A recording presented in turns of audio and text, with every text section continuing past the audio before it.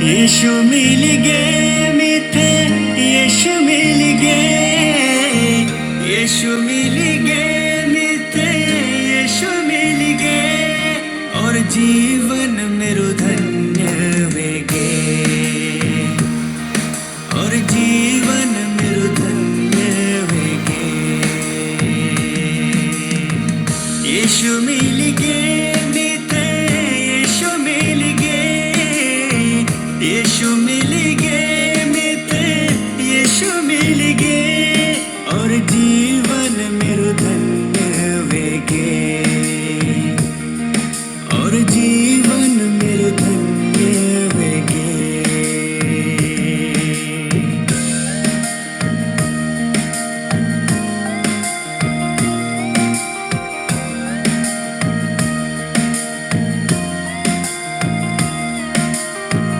भटकण छो मैं अंधियारा बाटों में, कखी नहीं मिले सुख ई दुनिया में। भटकण छो मैं अंधियारा बाटों में, कखी नहीं मिले सुख ई दुनिया में। खोज दी यीशु आगे, खोज दी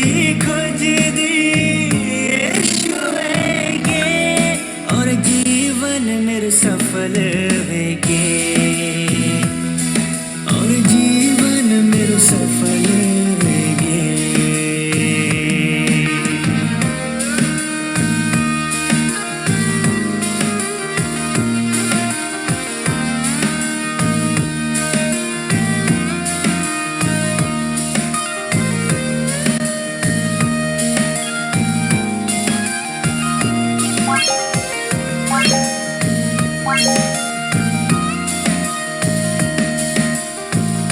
सूली पर लेके पापों थे मेरा, जान देने बदला माँ प्राण का मेरा।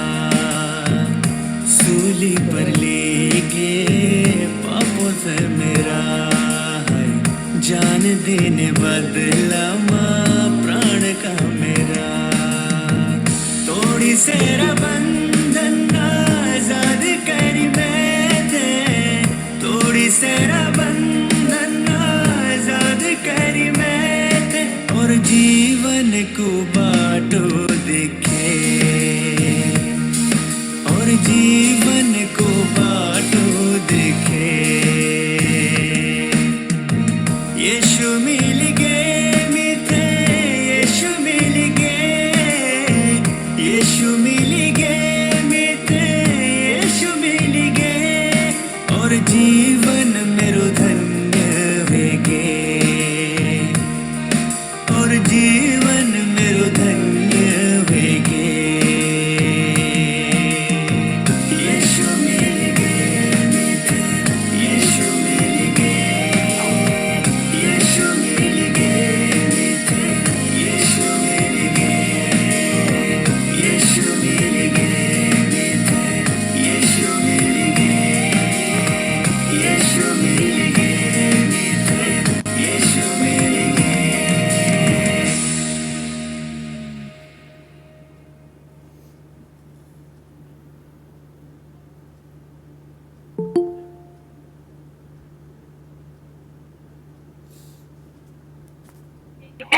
महान कुछ है महान,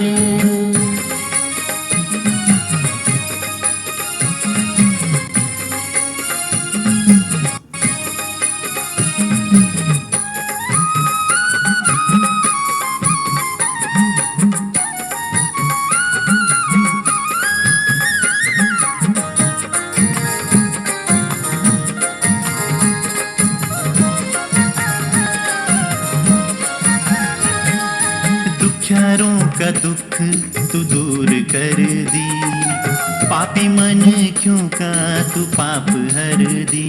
हाँ, दुखियारों का दुख तू दूर कर दी, पापी मन क्यों का तू पाप हर दी। तेरे जनु परमेश्वर कोई और नीचा, तेरी चर्चा आज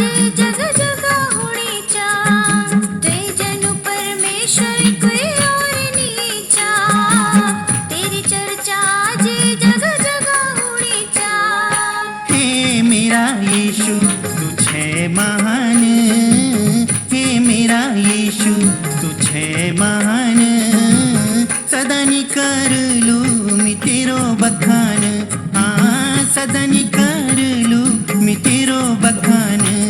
तू छे महान, तू छे महान, तू छे महान, तू छे महान।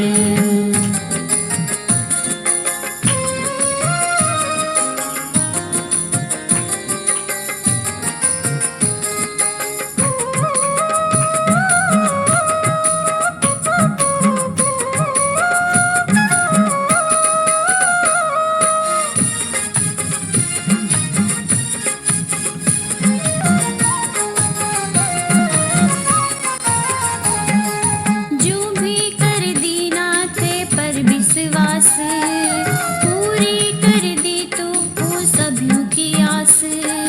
जो भी कर दी ना थे पर विश्वास, पूरी कर दी तो वो सभी की आस। दिन रात रख दी तू सबियों को ख्याल, तेरी कृपा से होंदा सभी खुशहाल। दिन रात रख दी तू सबियों को ख्याल, तेरी कृपा से होंदा सभी खुशहाल। हे मेरा यीशु तुझे महान, हे मेरा यीशु तुझे महान, सदा नी कर लू मी तेरो बखान, हाँ सदा नी कर लू मी तेरो बखान। तुझे महान, तुझे महान, तुझे महान, तुझे महान।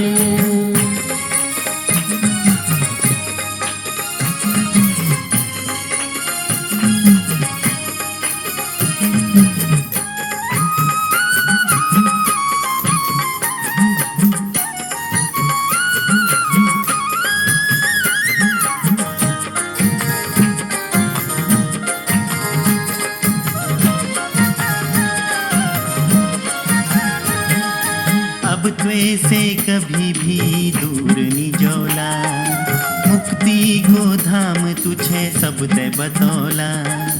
अब त्वे से कभी भी दूर नी जोला, मुक्ति को धाम तुझे सब ते बतौला। यीशु का नाम से मिल दे शांति अपार, कभी कम नहीं हो दो हमारे यीशु को प्यार। यीशु का नाम से मिल दे शांति अपार, कभी कम नहीं हो दो हमारे यीशु को प्यार। हे मेरा यीशु तुझे महान, हे मेरा यीशु तुझे महान, सदा नी कर लू मी तेरो बखान, हाँ सदा नी कर लू मी तेरो बखान। हे मेरा यीशु तुझे महान, हे मेरा यीशु तुझे महान, सदा नी कर लू मी तेरो बखान, हाँ सदा नी कर लू मी तेरो बखान। तुझे महान, तुझे महान, तुझे महान, तुझे महान, तुझे महान, तुझे महान, तुझे महान,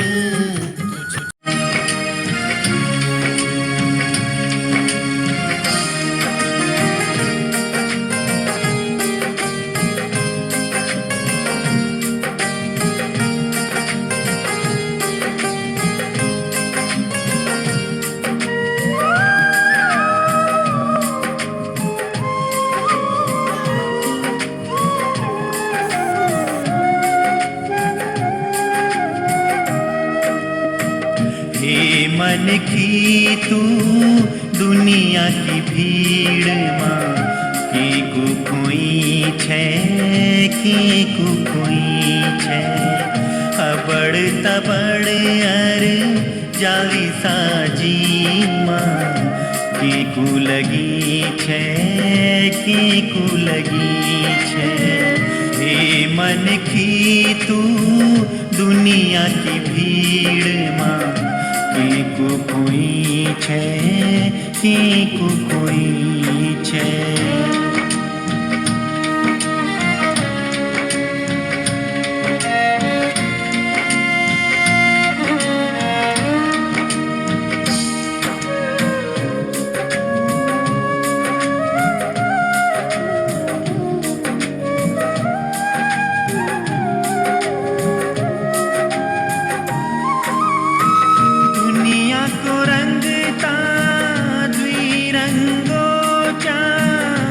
यीशु का रंग माए के समय जा।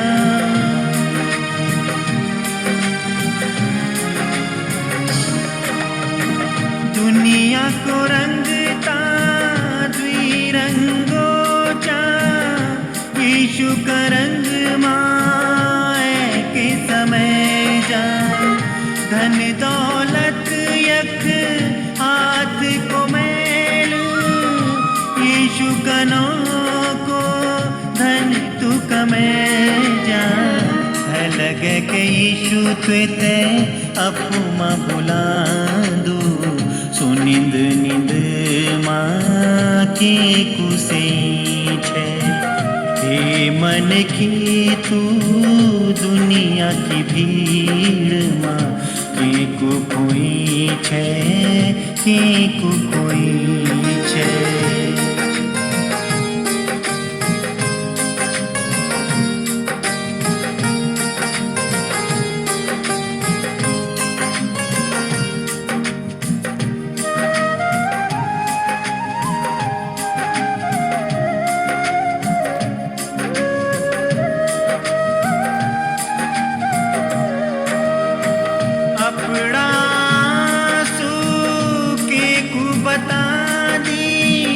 दुनिया का झूठार ढोंगी मन क्यों मां।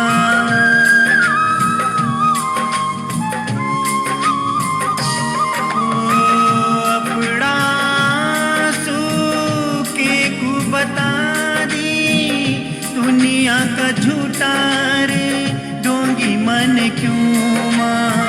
दुख संकट तेरा दूर करी जालो, आज बता दे तू अपना यीशु माँ। दौरा लगे के यीशु तुते बुझालो, अब ना रो तू बहुत रोई छे।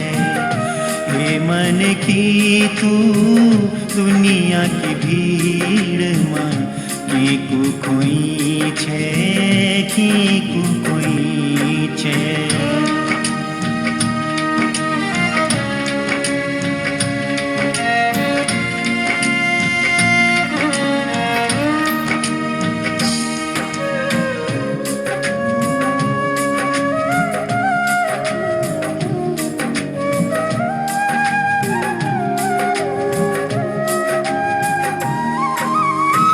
जगत विधाता ने मन की बनाई, मन क्यों को अपुमा भी भेद करूं चा।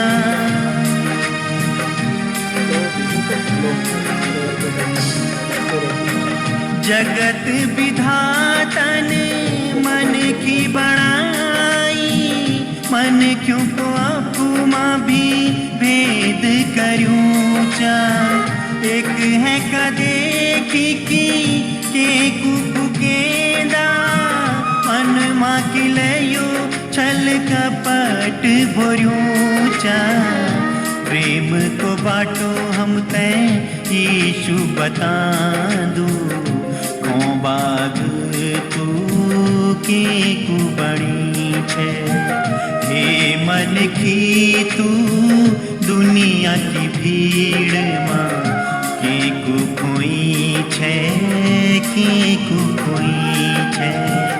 अबड़ तबड़ अर जाली साजी माँ की को लगी छे की को लगी छे। हे मन की तू दुनिया की भीड़ माँ की को कोई छे की को कोई छे।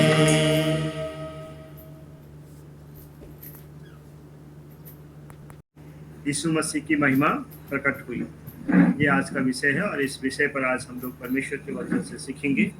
तो एक छोटी सी कहानी के साथ शुरू करना चाहता हूँ।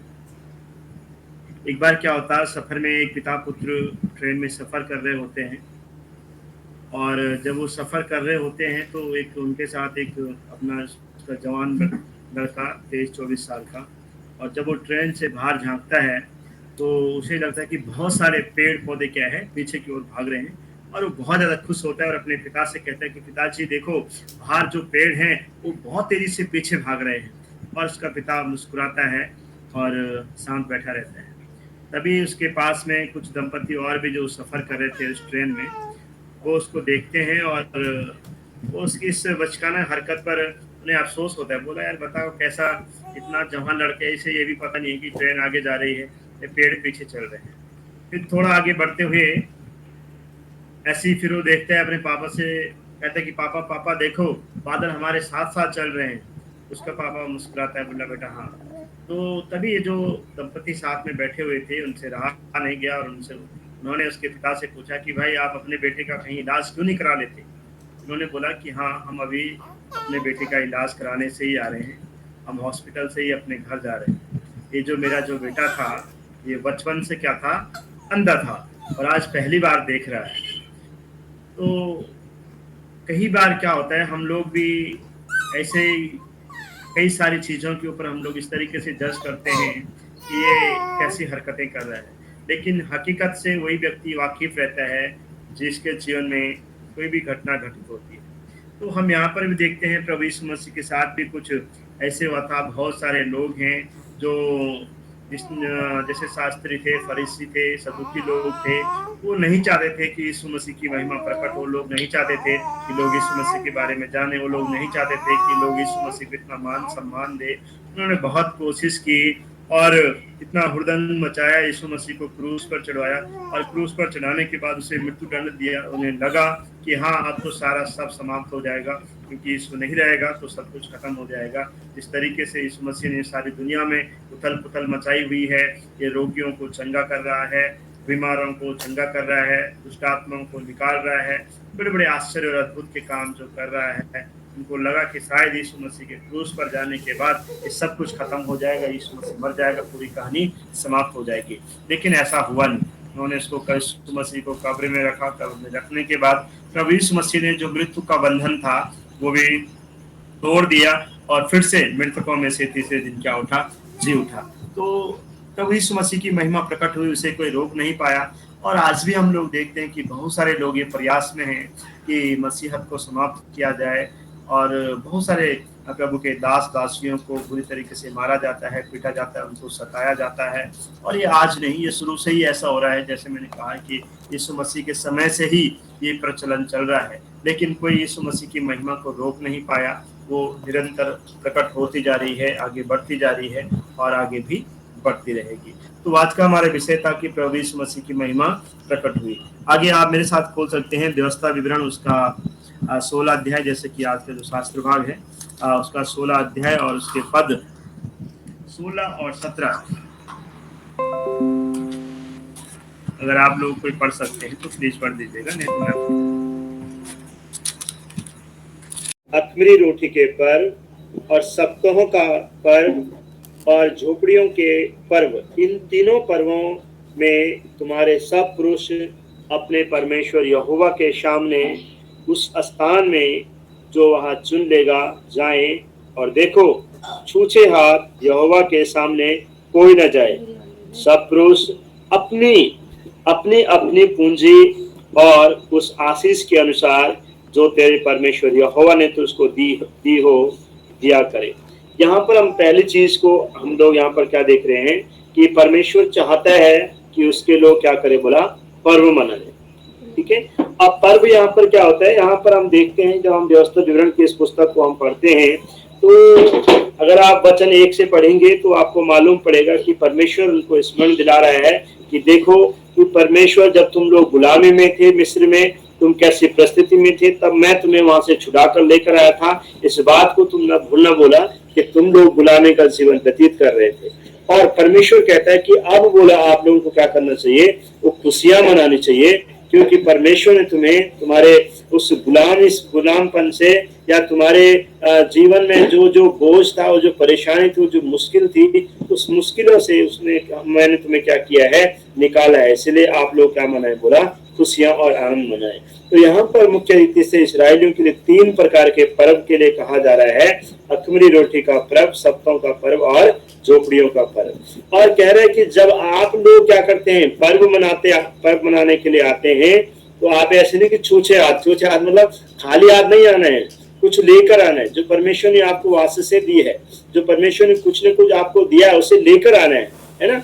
और यहाँ पर अगर आप शुरू से पढ़ेंगे तो उनके लिए लिखा है कि आप क्या है, जब इस पर्व को आप मनाएंगे तो आपको 6 दिन तक अख़मीरी रोटी खानी है ना, यानी आपको दुख भरी रोटी खानी है इस चीज को कि इस, और उसके बाद आपने क्या करना है, 7वें दिन ये पर्व मनाना है। और फिर उसमें ये भी लिखा है कि आप अगर मेमने को काटते हैं तो वो भोर नहीं रहना चाहिए, यानी रात को अगर आप बलिदान चढ़ाते हैं तो रात को ही खाना है, सुबह तक क्या है उसको नहीं रखना है। तो पहली चीज परमेश्वर चाहता है कि जब कभी भी हम दुख में होते हैं, परिस्थितियों में होते हैं, मुश्किलों में होते हैं, और परमेश्वर को हम पुकारते हैं, वो हमारी सुनता है, तो हमें एक पर्व मनाना चाहिए। और ये बहुत ही अच्छी बात है, क्योंकि इससे हम परमेश्वर को क्या करते हैं, धन्यवाद ज्ञापित करते हैं, उसका आभार व्यक्त करते हैं। और मैं जब उधम सिंह नगर में 1 साल रहा 2009 में, तो वहाँ हम लोगों ने इस तरीके से बहुत मजा वहाँ पर आता था। वहाँ पर जब भी किसी की जैसे हम प्रार्थना करते थे और परमेश्वर की प्रार्थना सुन ली है, तो वो धन्यवाद की प्रार्थना रहते, तो धन्यवाद की, तो हम लोग मतलब हर सप्ताह किसी न किसी के यहाँ धन्यवाद की प्रार्थना होती थी। तो वहाँ खूब चिकन उकन खाने के लिए भी मिलता था, बड़ा आनंद आता था। तो ये बहुत खुशी की बात है कि परमेश्वर को धन्यवाद ज्ञापित करना। तो हम लोग वहाँ पर धन्यवाद बोलते हैं, धन्यवाद खटिया में बोलो थारू लोग कि धन्यवाद की प्रार्थना है, बोला धन्यवाद नहीं बोलते, धन्यवाद की प्रार्थना है।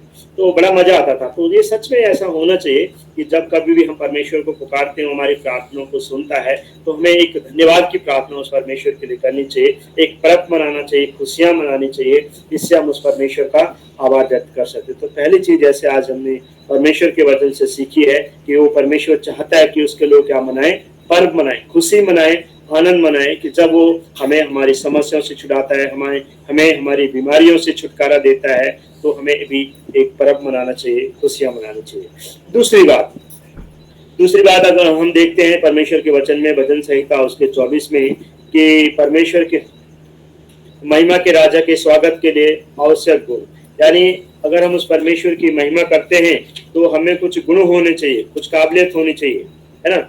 ऐसे नहीं कि हमारा जीवन भ्रष्ट है, हमारा जीवन किसी के लिए कोई मतलब इस तरीके से है कि समाज में हमारे अच्छी छवि नहीं है, लोग हमें गलत नाम से जानते हैं। तो इस तरीके से क्या हम उस परमेश्वर के स्वागत कर सकते हैं, इस तरीके से क्या हम उस परमेश्वर का नाम को रोशन कर सकते हैं, ऐसा नहीं है।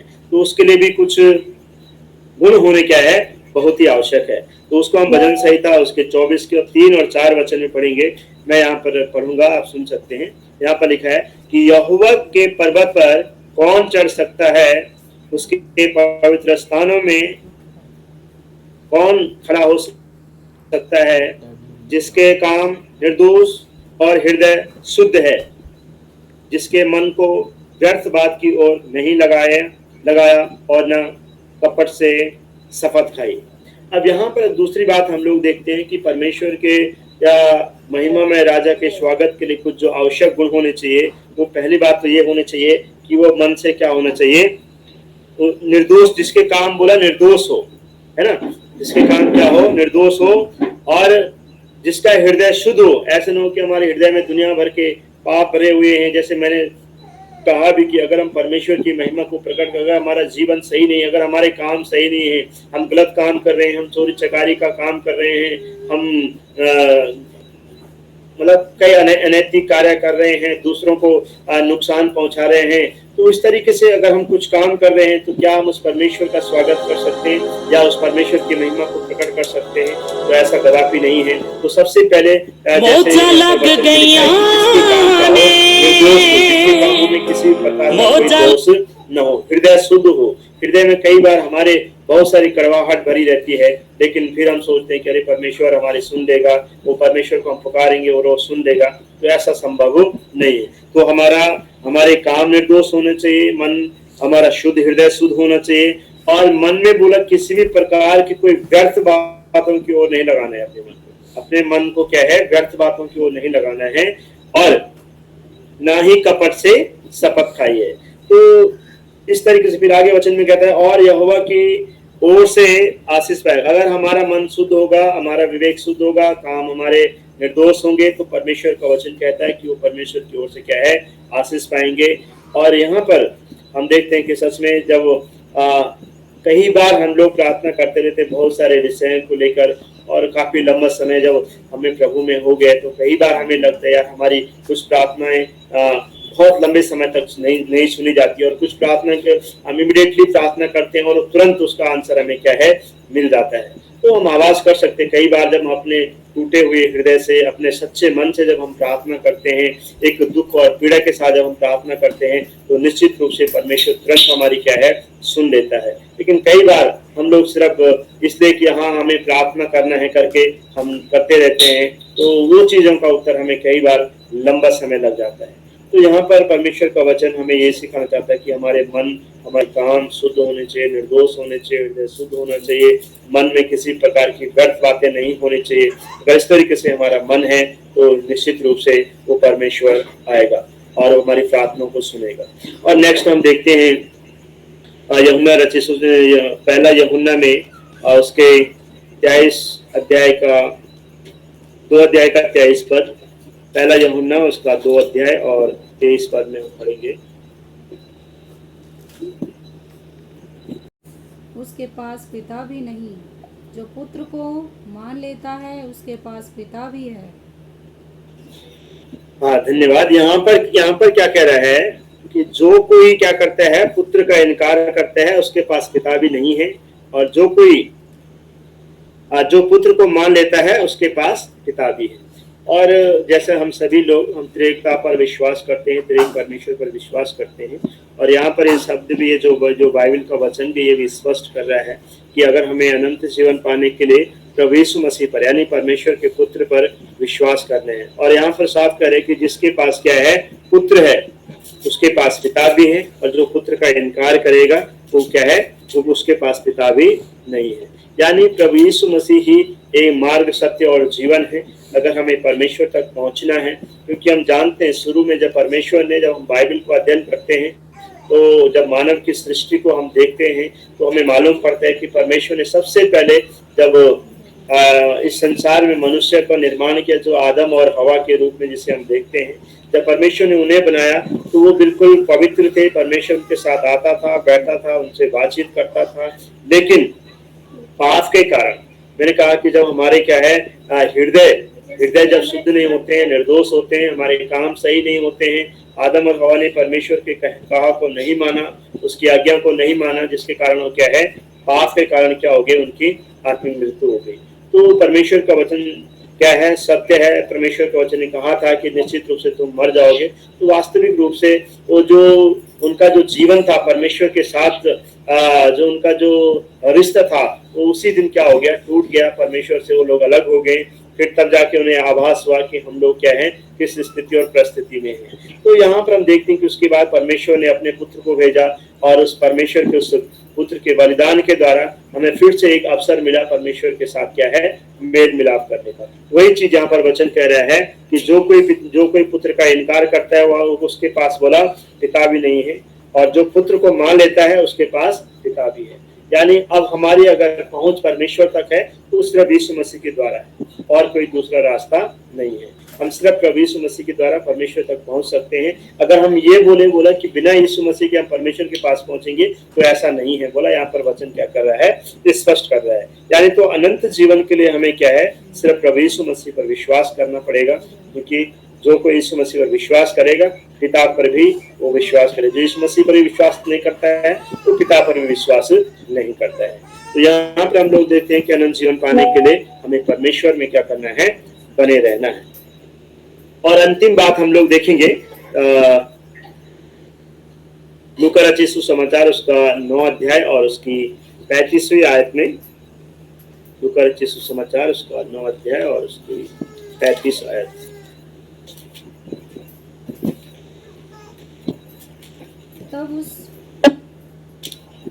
तब उस बादल में से यह शब्द निकला, यह मेरा पुत्र और मेरा चुना हुआ है, इसी की सुनो।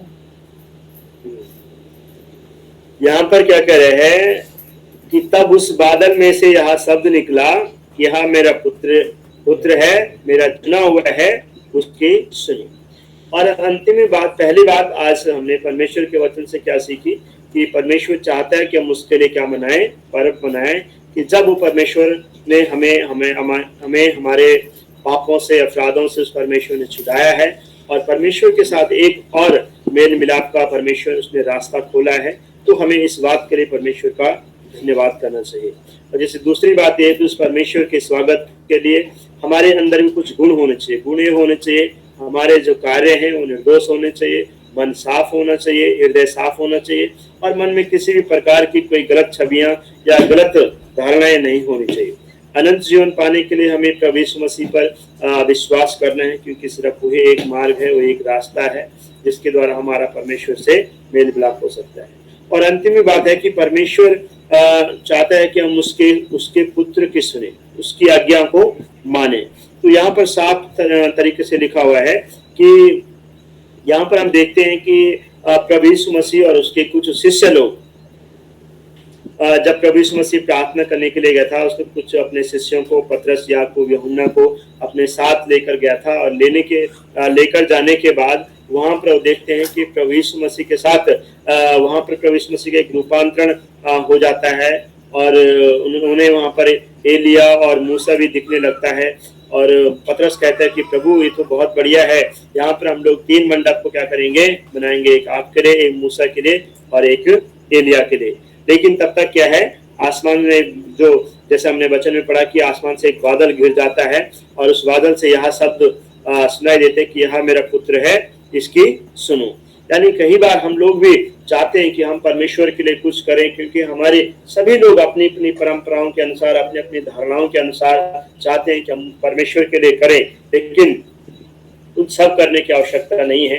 हमें सिर्फ उतना ही करने की आवश्यकता है जितना हमारा परमेश्वर हमसे कहेगा। तो हमें आवश्यकता है कि हम प्रभु यीशु मसीह की सुने, उसकी आज्ञा को माने और अपने उसके आज्ञा के अनुसार हम अपने मार्ग में, उसके मार्गों में आगे बढ़े। तो इन वचनों के द्वारा परमेश्वर आप सभी को आशीष दे। इन 4 बात करना चाहता हूँ कि पहली बात कि हमें उस परमेश्वर वो चाहता है कि हम उसके लिए पर्व मनाएं, यानी उसको धन्यवाद दें, है ना, उसकी महिमा करें जब भी वो परमेश्वर हमारी प्रार्थनाओं को सुनता है। दूसरी बात, हमें उसके स्वागत के लिए, स्वागत का मतलब क्या है, हम स्वागत कब किसका करते हैं?